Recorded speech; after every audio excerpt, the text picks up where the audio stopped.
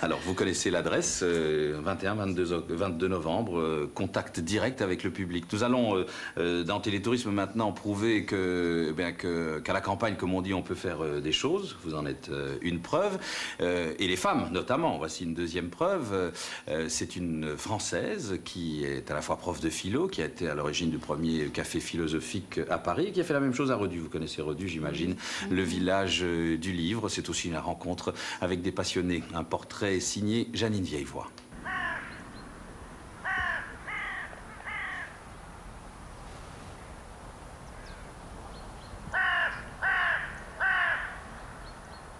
J'ai découvert les Ardennes quand j'avais 11 ans. Une rencontre avec les brumes, les pluies, les saisons. Sérénaire Maria Rilke a dit cette très belle phrase: la nature, en fait, qui ne nous comprend pas, qui ne cherche pas à nous comprendre, nous aide et nous soutient. Et moi, elle m'aide à vivre follement. Quand je suis venue m'installer à Redus, il y a 1 an et demi maintenant, j'ai pris pour la dernière fois le métro. Et j'ai dit, ce ticket-là, je ne le jette pas. D'ailleurs, il est juste là, derrière moi. Je l'ai accroché au-dessus de mes livres de poésie. Et quand je vous en parle, j'en ai la chair de poule. Parce que je repense à ces bruits de portes de métro, à ces absences de clocher. Ici, le clocher du village fait partie de ma vie. Je n'ai jamais de montre. C'est les enfants dans l'école qui, en fait, ponctuent mon rythme. Et puis, il y a une autre qualité aussi. Ce sont les gens du village qui existaient avant le village du livre. Et ici, moi, je côtoie des gens de la réalité, qui plantent des pommes de terre, qui ont aussi des problèmes, qui sont des gens qui vivent normalement et pas seulement qui sont là ponctuellement parce qu'il y a aussi un lieu de commerce. C'est aussi autre chose, Redus. Et j'ai appelé justement le café Diogène parce que Diogène, c'était un philosophe d'abord drôle, provocateur, qui ne voulait pas que la philosophie soit quelque chose d'abstrait. Nous sommes tous là à nous poser des questions. Et nous en avons grand besoin dans cette société où on essaierait de nous faire justement nous taire et ne pas nous poser les questions pour nous éviter d'avancer dans le sens où nous devons avancer et pas reculer à grands pas dans la barbarie vers laquelle nous allons.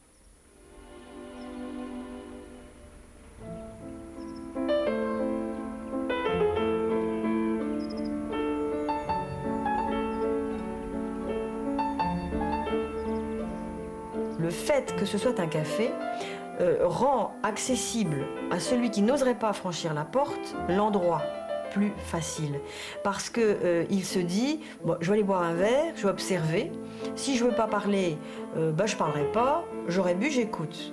Tandis que si je n'avais pas de café, si c'était école de philo, je perdrais en fait la logique de départ, la finalité qui était mettre la philosophie, la rendre aux gens, la rendre accessible, parce que tout le monde est philosophe, tout le monde se pose des questions, tout le monde se demande ce qu'il fait là, pourquoi il est là, où va-t-il, où allons-nous même. Voilà. On n'est pas là uniquement pour boire, on n'est pas là uniquement pour parler, blablater. On est là aussi pour entendre l'autre et se dire qu'on n'est pas seul au monde, et que finalement le monde, c'est d'être ensemble. Et d'arriver non seulement à s'entendre, mais au moins à s'écouter. Je veux surtout pas que le samedi, ce soit quelque chose de sérieux, de profondément intellectuel. Ça, franchement, ça m'ennuierait. Et moi, je trouve que sans l'humour, mes samedis soirs ne tiennent pas debout. Il est ouvert uniquement les week-ends.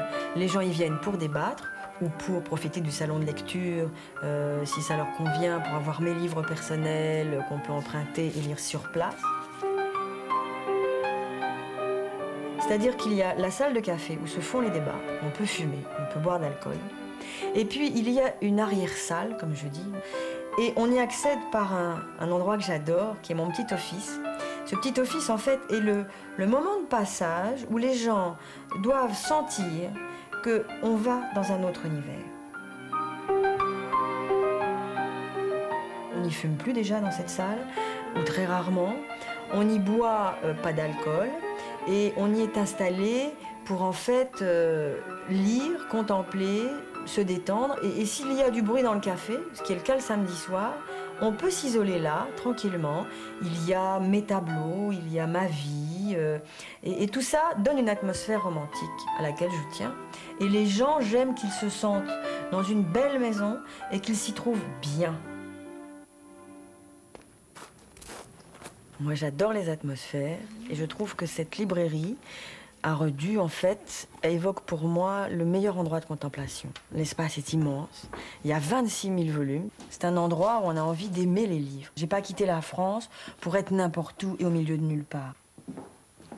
Yves, le livre de Louis-Andréas Salomé, tu l'as derrière? Mais je te l'ai donné hier déjà, Anne. Ah bon, bah ouais, bon merci. Trouver un Rimbaud, un Rainer Maria Rilke en pleine campagne, ça prend pour moi une volupté et une sensualité que jamais, même des berges de Cerne à Paris où il y a des super bouquinistes, ne pourront m'apporter. Là, on a un plein velin, on a une peau extraordinaire, un veau fabuleux. Et puis alors, quand on ouvre, on trouve des choses comme considération morale tirée des ouvrages de la nature et de l'art. Redus, la nature et l'art, je pense que c'est parfait, quoi. Il a ramené tout récemment un Jules Romain, édition originale, ce qui est quand même, alors là, palpitant. On se dit, tiens, c'était la première, vraiment tout début, première édition. Et en plus, on ouvre, il y a une dédicace du Jules Romain, qui était de passage, pas à Cajar, mais à Arcachon.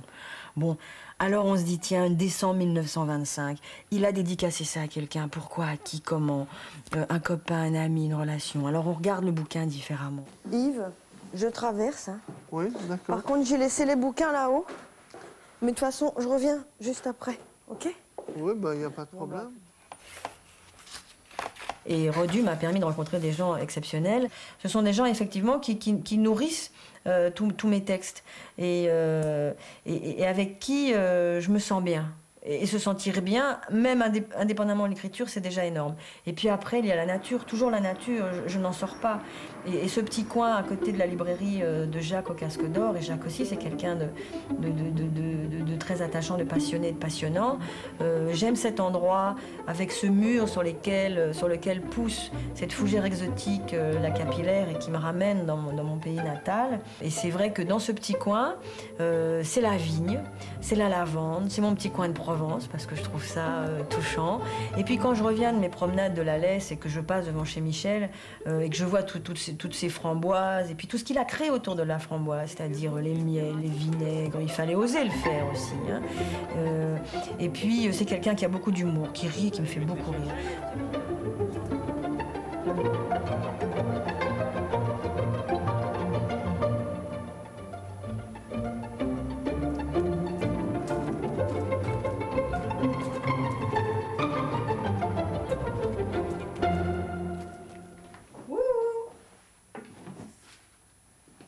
Marguerite ? Ben pour nourrir mon écriture, en fait, je puise tout ça chez les gens que je rencontre. Des gens passionnants.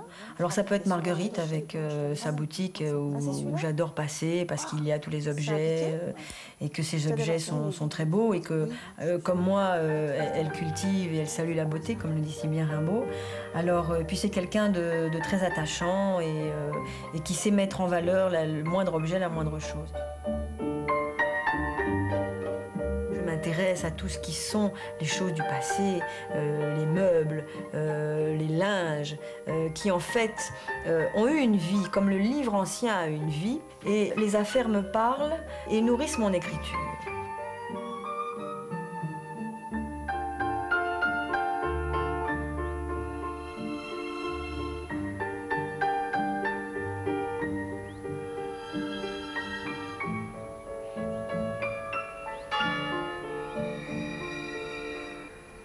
Voilà, à sa manière, Yves Collet est un peu philosophe aussi.